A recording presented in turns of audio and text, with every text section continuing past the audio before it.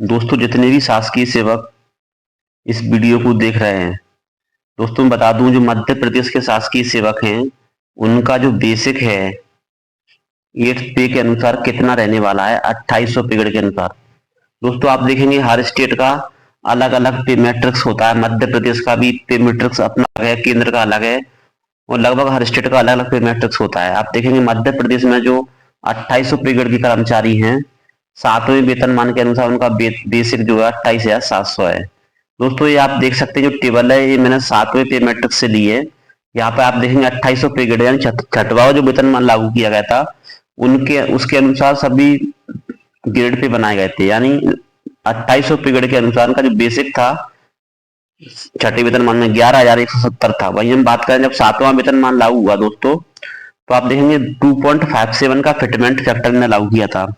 जो आपका जो बेसिक था 7वें वेतनमान में जब उसमें मल्टीप्लाई करेंगे 11,170 में तो दोस्तों 2.5 तो ये हो जाएगा आपका 28,700। यानी जो आपका बेसिक था 7वें वेतनमान में मिनिमम 2800 पीरियड का। उसी प्रकार दोस्तों आपको हर साल इसमें वेतन वृद्धि लगती है तो आप आगे बढ़ते जाते हो। जैसे अगले साल आपको 29,600 फिर उसके बाद 30,500 फिर ऐसे आप आगे बढ़ते जाते हैं। वही हम बात करें 2800 पीरियड में जो 8th CPC है यानी जो 8वां वेतनमान आएगा 1 जनवरी 2026 से लागू किया जाएगा केंद्र में। मध्य प्रदेश सरकार 1 साल लेट भी कर सकती है, 2 साल लेट भी कर सकती है, लेकिन जो लागू माना जाता है वो 1 जनवरी 2026 ही लागू हुआ। अगर मान के चलिए आपका पिछली बार की तरह 1 जुलाई 2017 में लागू किया गया था तो 18 माह का एरिया सरकार ने सभी कर्मचारियों को दिया था। तो जब भी लागू होगा केंद्रीय तिथि से ही लागू होगा मध्य प्रदेश में भी।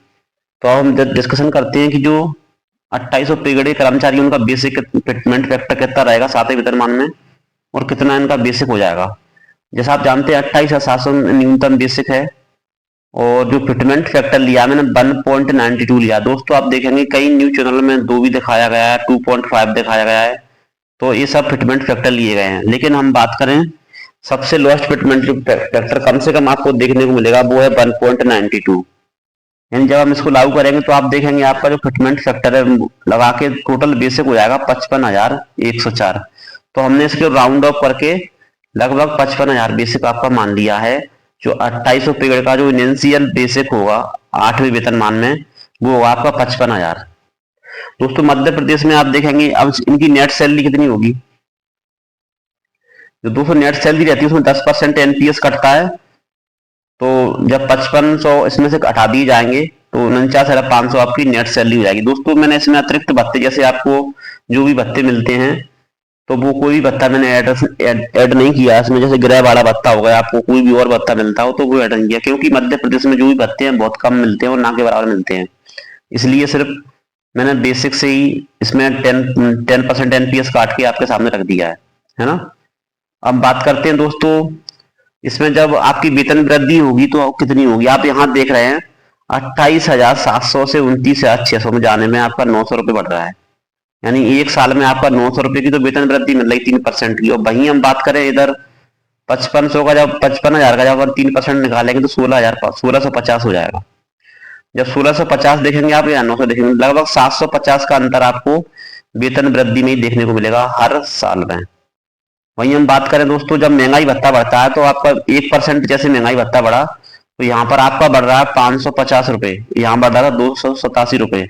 यानी आप देखेंगे काफी अंतर आपको वेतन में देखने को मिलेगा महंगाई भत्ते से वो वेतन वृद्धि से। यानी आपका जो वेतन है 6-7 साल बाद आपको जो वेतन अपना लाखों रुपए में देखने को मिलेगा। 6-7 साल बाद आपका वेतन 1 लाख के अलावा हो जाएगा जो भी शासकीय सेवक है। तो दोस्तों फिर जो आपकी वेतन वृद्धि है इसमें सक्सेसिव रेट से लगती जाती है। ऐसे आपका वेतन वृद्धि से वेतन बढ़ता जाता है।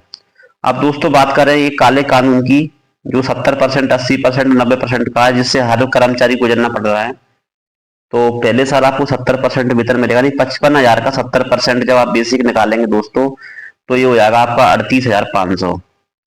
और 38,500 में 10% दोस्तों अभी जब दोस्तों पर 10% NPS काटेंगे इसमें से 38,500 में से 3850 जब आप काट देंगे तो ये आपका बच जाएगा 34,650। यानी आप देखेंगे आपकी जो ग्रोथ सैलरी है इसमें कहीं ना कहीं आपको 15,000 रुपए का अंतर दिखाई दे रहा है दोस्तों 70% से। और दोस्तों दूसरा सबसे बड़ा नुकसान क्या होने वाला है वो हम बताने वाले हैं आपको। आप देखेंगे कि आपको जब इंक्रीमेंट मिलती है तो 3 साल तक 70% चलेगा, तो आपको इसी का 70% मिलेगा। दूसरे साल आपको इसी का 80% मिलेगा। तीसरे साल से आपको इसी का 90% मिलेगा। यानी आपको वेतन वृद्धि चौथे साल से 55,000 बेसिक मिलेगा।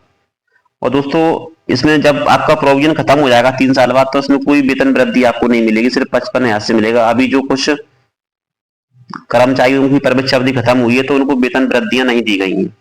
वही हम बात करें इस नियम से पहले 2 साल का प्रवेश अवधि, उसमें लगातार आपको इंक्रीमेंट मिलते थे। 2 साल खत्म होने के बाद लगातार 2 इंक्रीमेंट मिल जाते थे, लेकिन अब ऐसा नियम नहीं है।